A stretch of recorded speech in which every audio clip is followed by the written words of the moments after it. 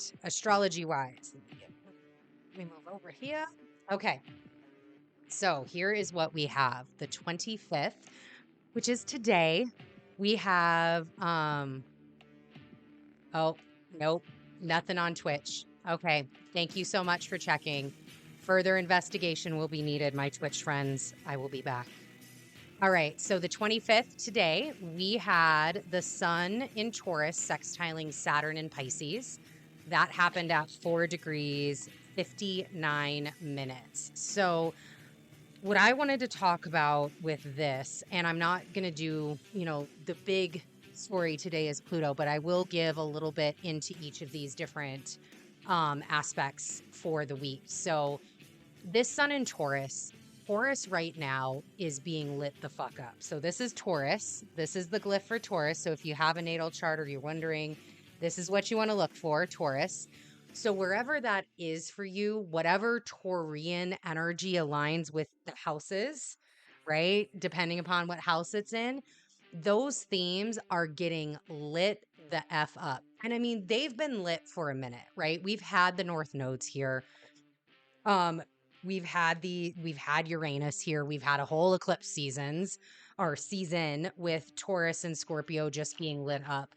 But now the sun is here. Now Mercury is here, and Mercury is now retrograde here. And so he got like halfway through and is now retrograding back. So there is a lot of Taurian energy right now, a bunch.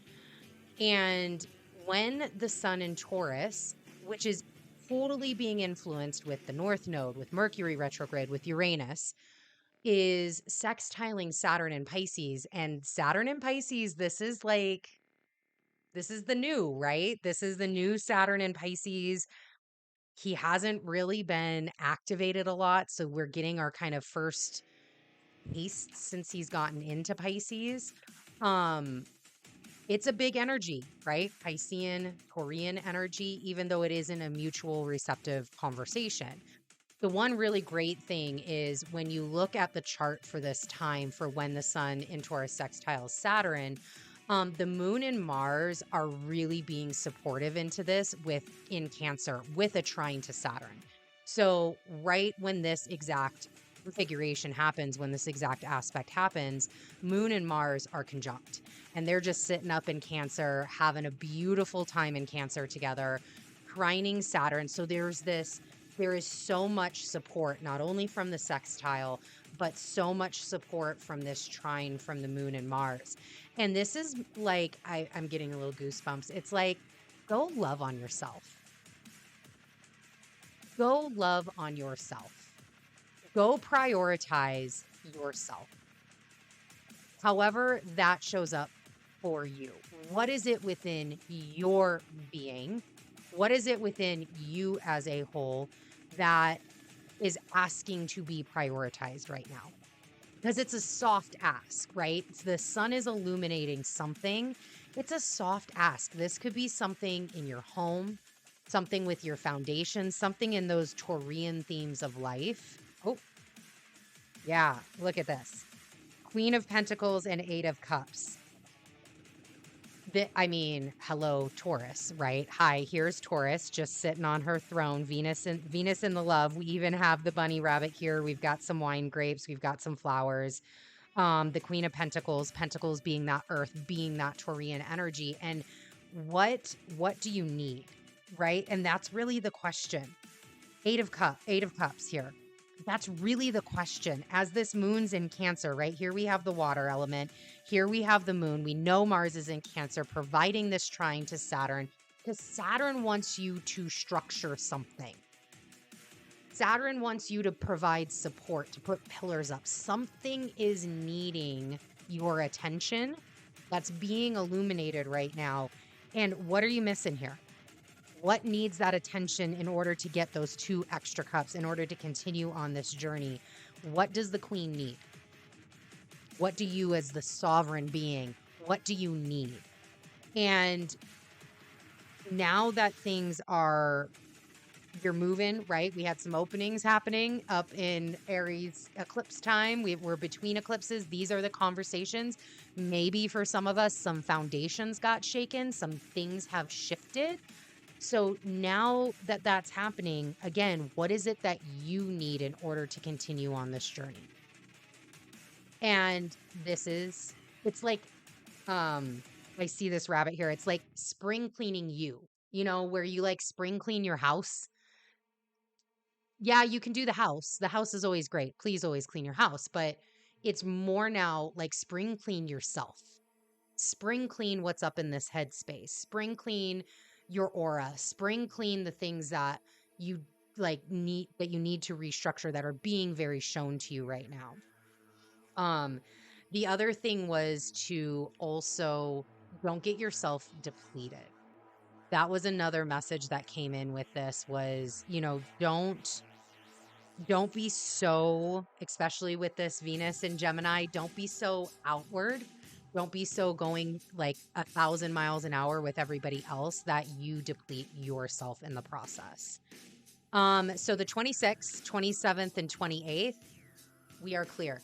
There are no direct aspects happening those 3 days. So this is a great time, again, from that conversation to really look at those things over those 3 days, meditate on them, reflect on them, figure out your next steps. What are you going to be doing? Saturn is helping. Saturn is here always to help.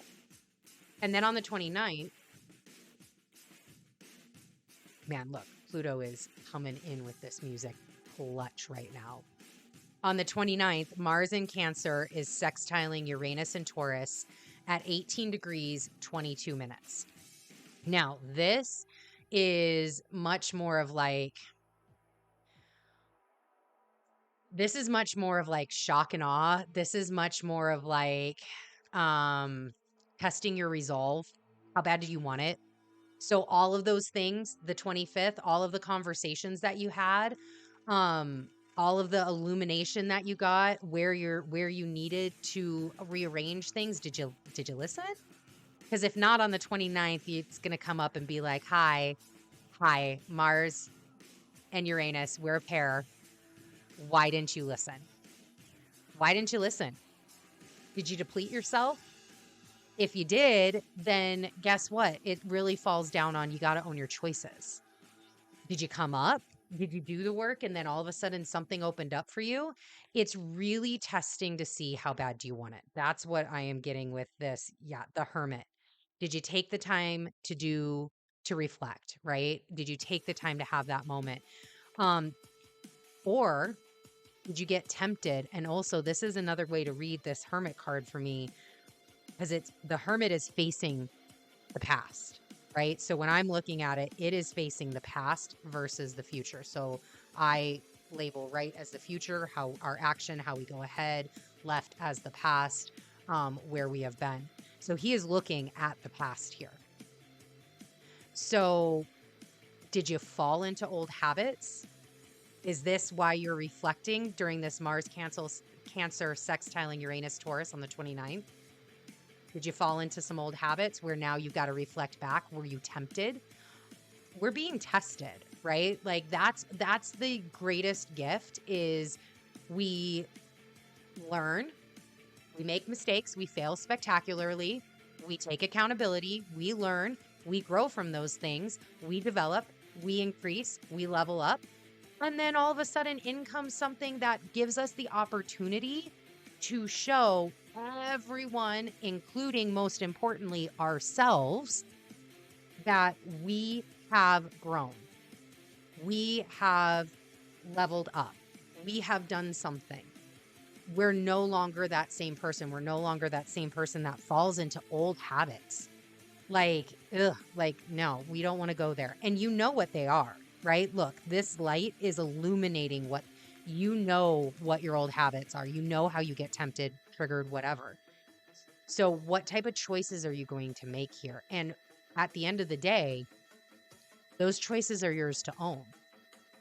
And that's what's all of this between the eclipse conversation is all about. Then on the 30th, we have another no aspect day. So another day to, Knight of Cups, another day to like check in. This is that Mars in Cancer, right? He's got the cups. He is a warrior on this horse. That is Mars in Cancer. That is what he is doing right now. How did your resolve go? Did you fall into those old habits? How did you emotionally process them? How do you feel about them now? And that's what the 30th is going to bring, is this day to, like, okay, we're grounded. Here we go. Because on May 1st, on the 1st of May, first off, it is Beltane. Again, I will be doing a whole Beltane special over the weekend, a reading. I'll have more information about what Beltane is.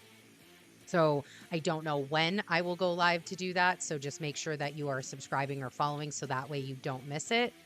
So that's the first thing on the 1st. But the two big things that are happening on the 1st is Pluto will station retrograde in Aquarius, 0 degrees, 22 minutes. I threw it right here. I got the moonstone out, put it right between Aquarius and Capricorn for that visual. So that's really going to be what we're going to focus on with our reading today. And then the last thing that will happen, the last aspect of the 1st, is the Sun conjunct Mercury retrograde in Taurus. So Mercury's already met up with one planet. Now it's time to meet up with the Sun, 11 degrees, 20 minutes. This is the Cazimi, Mercury Cazimi, when Mercury is in the heart of the Sun. It is his halfway point between his retrograde, which is great. We're moving through. We're getting there. We're getting things over. Maybe by then my Twitch will work. And this is really about being cleansed and purified. That's really what a Cazimi, having a planet conjunct the Sun like that. It's this cleansing and this purification. So that way you can continue to go forward. And I wrote down that it would be a really great day if you have any light, like visual meditations that involve light that you love. You can find definitely some on YouTube where it's just a guided meditation to clear yourself, clear your aura, clear your energy with white light, as Mercury is also clearing his. It would be a really great day to do something like that. Let's see. 4 of Wands. Yeah, it's a great day. I mean, it's Beltane, right? So we're halfway point between the equinoxes and the solstice. That's what Beltane is. And May Day. And I love that the 4 of Wands came out for this day, for the 1st, because it is a celebration. There's a lot to celebrate. Things are moving forward.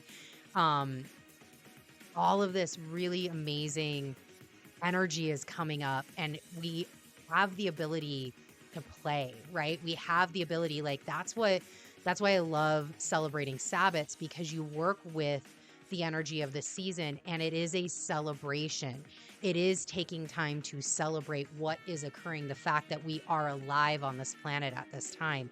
And there is a lot of play in that, right? It's a maypole. You can bring ribbon around a maypole. You can collect flowers. You can leave offerings for the little folk, right? Like, there's just so much jubilance and joy that can be had during this time, even while conversations are tough, even while situations aren't exactly where you want them to be, even while there's, different other energy, chaos energy out there.